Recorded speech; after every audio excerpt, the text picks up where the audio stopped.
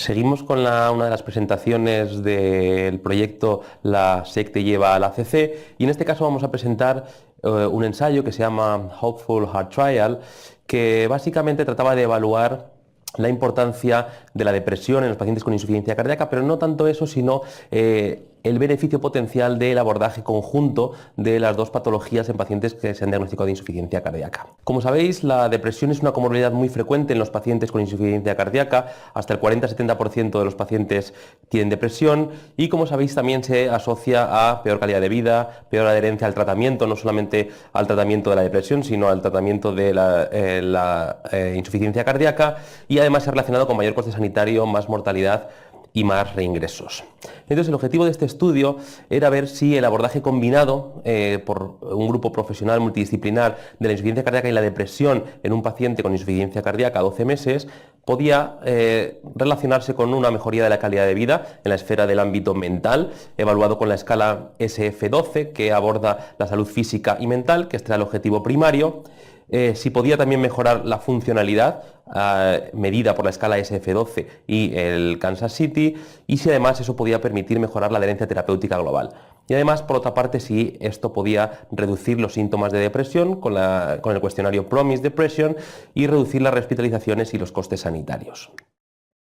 El diseño del estudio quizá es lo más complejo, vamos a parar un poco en esto y os animo a que lo veáis detenidamente, porque el cuestionario de screening es el PHQ-2, concretamente es el PHQ-9, pero se utilizaba para el screening las dos primeras preguntas. Si el paciente tenía una puntuación menor de 2, se hacía un abordaje y una llamada telefónica a las 2 semanas, pasando el cuestionario con las 9 preguntas. Y veis que si la puntuación era menos de 5, este era el grupo control de pacientes que no tenían depresión. Si era más de 5, eran pacientes que no iban a ser elegibles para el estudio.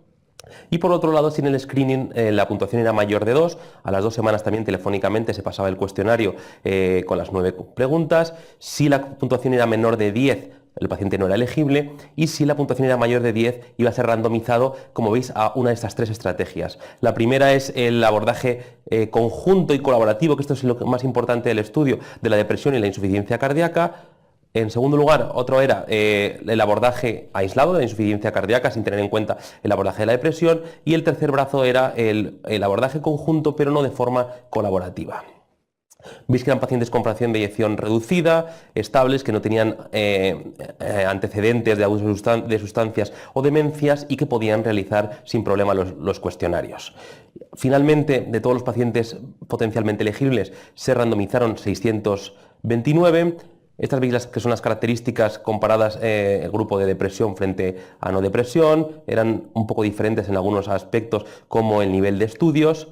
Y bueno, pues de forma general eran pacientes típicos de insuficiencia cardíaca, disfunción ventricular, comorbilidades, alta tasa de beta bloqueantes, un poco más baja de IECA o ARA2, pero sin diferencias entre los grupos.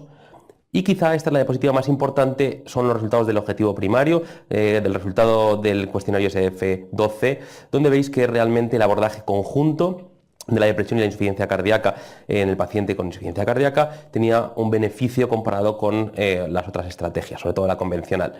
En cuanto a el reingreso, cuando se comparaban los deprimidos frente al grupo control, veis que no había diferencias. Tampoco había diferencias en los reingresos, y en la mortalidad, deprimidos frente a no deprimidos, tampoco había diferencias.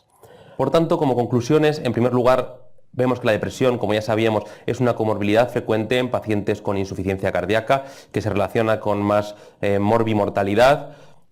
Uno de los principales resultados de este estudio es que el abordaje conjunto de depresión e insuficiencia cardíaca, siempre con estos cuestionarios y este abordaje, mejora los síntomas de depresión y mejora la calidad de vida de los pacientes. Y además este abordaje, el principal impacto es que sea colaborativo y conjunto, multidisciplinar, y esto reduce los síntomas depresivos más que cuando se hace un abordaje de manera aislada.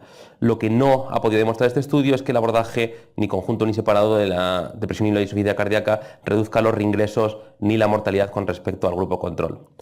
Por tanto, como veis, los resultados del ensayo Hopeful lo que vienen a decir básicamente es que la depresión es una comorbilidad frecuente, que tenemos que hacerla en caso y que tenemos que intentar trabajar en equipo una vez más con otros compañeros, con otros profesionales, para hacer un mejor abordaje, un tratamiento, y eso tiene un impacto real en los pacientes con insuficiencia cardíaca.